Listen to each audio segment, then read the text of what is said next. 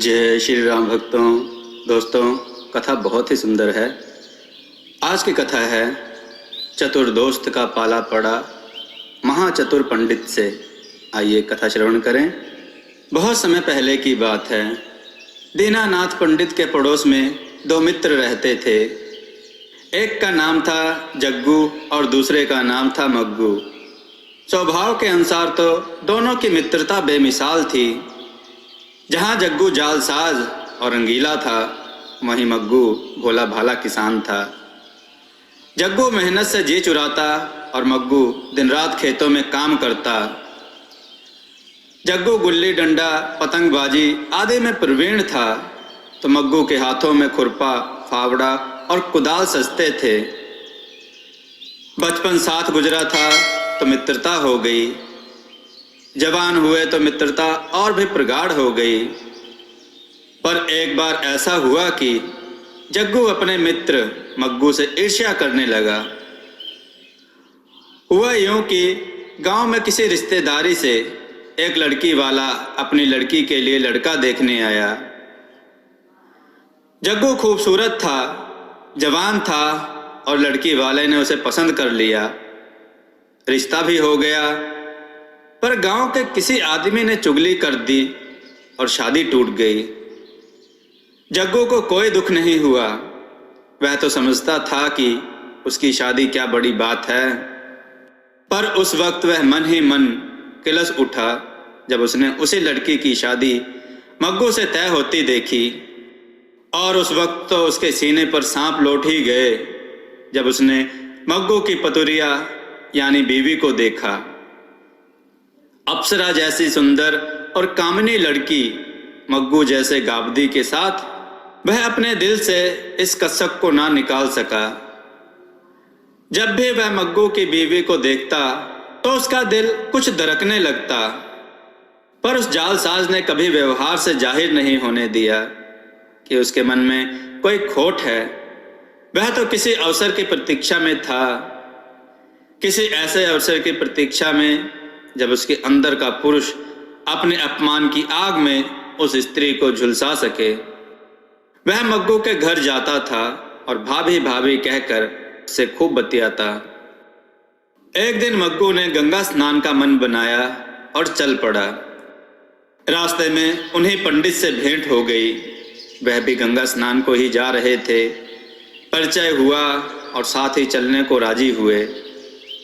पंडित जी उन दिनों कड़की में थे तो अपनी बुद्धि का प्रयोग करने से चूकते नहीं थे।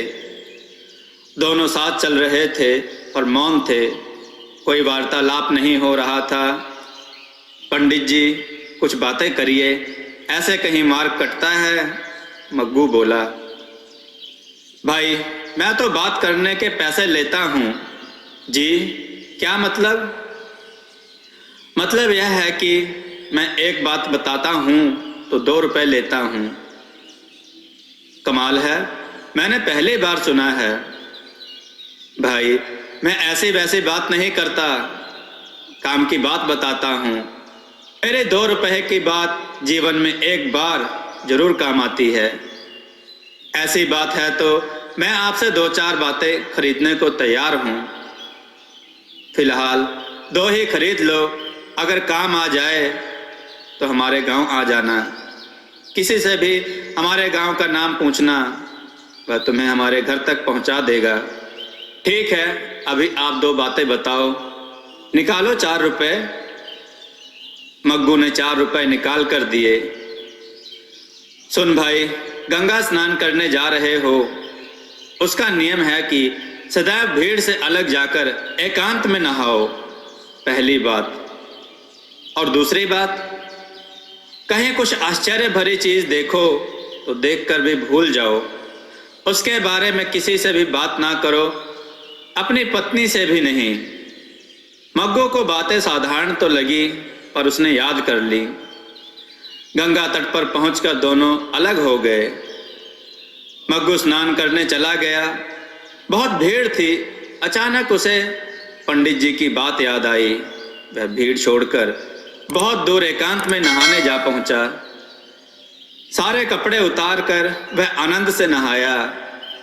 फिर नहा धोकर कपड़े पहने और चल पड़ा घाट की ओर। वहां साज श्रृंगार की बहुत सी दुकानें देखकर पत्नी के लिए कुछ खरीदने का विचार बनाया। जैसे ही मग्गू ने कुर्ते की जेब में हाथ डाला तो सन्न रह गया। पैसे की थैली गायब थी। उसके चेहरे पर पसीना छलक उठा। उसकी जेब कट गई थी। अब क्या करे?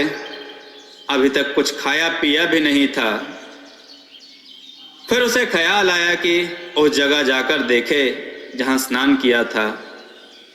दौड़ा दौड़ा वहां पहुंचा तो जान में जान आई। उसके रुपयों की थैली वहीं खुले में पड़ी थी। जरूर कुर्ता पहनते वक्त जेब पलटने से थैली नीचे सरक गई थी। उसने गंगा मैया को धन्यवाद दिया, 1 रुपया जल की धार में फेंक दिया।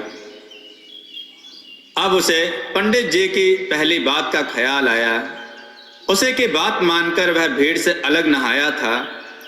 यदि भीड़ में कहीं थैली गिर जाती तो उसकी थैली मिलने वाली नहीं थी। एकांत में खुले में पड़ी थैली भी किसी ने ना उठाई थी, क्योंकि वहां कोई था ही नहीं। मग्गू को अपने 2 रुपए वसूल होते लगे। उसने बाजार में जाकर अपनी पत्नी के लिए ढेर सारा सौंदर्य प्रसाधन खरीदा और खुद जी भरकर कचौड़ियाँ खाईं। उसके बाद वह लौट पड़ा। उसे शाम तक घर पहुंच जाना था। भीषण गर्मी पड़ रही थी, कच्चा रास्ता था और अकेला मग्गू बढ़ा चला जा रहा था। अचानक उसे लघुशंका हुई। उसने आसपास देखा, कहीं कोई नहीं था। फिर भी एक झाड़ी देखकर उसके पीछे जा बैठा। अचानक उसकी नजर एक विचित्र चीज पर पड़ी। वहां झाड़ी में एक खरबूजे की बेल थी, जिस पर एक बड़ा सा खरबूजा लगा था। उसे आश्चर्य हुआ कि उस जंगल में पानी का नामो निशान नहीं था और वह खरबूजा फिर भी फल फूल रहा है। उसे प्रकृति की उस कारीगरी पर बड़ा आश्चर्य हुआ। वह वहां से चल पड़ा। शाम ढलते ढलते ही वह घर आ गया था। उसकी पत्नी सुंदरी ने अपने पति को बड़े लाड प्यार से पानी पिलाया। मग्गू ने अपनी पत्नी को वह सारा सामान सौंपा जो खरीद कर लाया था। सुंदरी खुश हो गई। और बताइए, क्या देखा मेले में? सुंदरी ने पूछा। मेले में खास कुछ नहीं देखा, पर आज एक अजीब चीज देखी। क्या? मैंने एक झाड़ी में खरबूजे की एक बेल पर 3-4 किलो का एक खरबूजा देखा। आश्चर्य तो यह है कि वहां पानी नहीं है, फिर भी खरबूजा वहां खूब फल फूल रहा है। मग्गू बोला।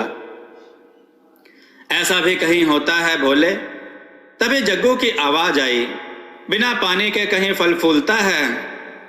यार, मैंने देखा है, मग्गू बोला। आजा बैठ। भाभी, यह कोरी गप है, विश्वास मत करना, जग्गू बोला। अब यह झूठ तो नहीं बोलेंगे? मुझे तो विश्वास नहीं, ऐसा होना असंभव है। खैर, चल जरा, मेरे घर कीर्तन होने जा रहा है, चलकर कुछ काम देख। लल्ला, इन्होंने अभी खाना नहीं खाया, सुंदरी बोली। भाभी, अभी 10 मिनट में वापस आ रहा है। ठीक है, जल्दी आना जी। दोनों मित्र वहां से बाहर चले गए। मग्गू ऐसे गप क्यों हाँकता है भाई? जग्गू हंसकर बोला। यह गप नहीं है, तेरी कसम, मैं सच कह रहा हूं। मैं नहीं मानता। मैं तो इस बात पर कोई भी शर्त लगाने को तैयार हूं। शर्त? कैसे शर्त? मेरा भरोसा कर यार। कैसे करूं? यह असंभव बात है भाई। यदि तू मुझे उस खरबूजे को दिखा दे तो मैं वादा करता हूं कि तू मेरे घर में जिस चीज पर हाथ रखेगा वह तेरी हो जाएगी। जग्गू ने पासा फेंका। मग्गू सीधा था और ग्रस्त तो हो ही गया था। आवश्यकताएं बढ़ी गई थी। ऊपर से वह जानता था कि वह सही है। घर में दूध नहीं हो रहा था तो बहुत दिनों से जग्गू की भैंस पर निगाह भी थी। सोचा कि इसका खरबूजा दिखा दूं तो यह हार जाएगा और शर्त के मुताबिक मैं इसके भैंस पर हाथ रखकर उसे घर ले आऊँगा। सुंदरी खूब दूध पिएगी। देख ले, जुबान से मत फिर जाना, मग्गू ने दाव फेंका। नहीं फिरूंगा, पर तू भी याद रख कि यदि तू हार गया तो मैं भी तेरे घर में किसी एक चीज पर हाथ रखूंगा और वह मेरी हो जाएगी। जग्गू ने अपना जाल फेंक दिया। ठीक है, तो भी क्या याद रखेगा। दोनों ने शर्त लगा ली, जुबान का सौदा हो गया। दोस्तों, उन दिनों जुबान की बहुत कीमत थी। प्राण जाए पर वचन न जाए, इसी जुबान की कीमत का लाभ उठाने का जग्गू ने सोचा था।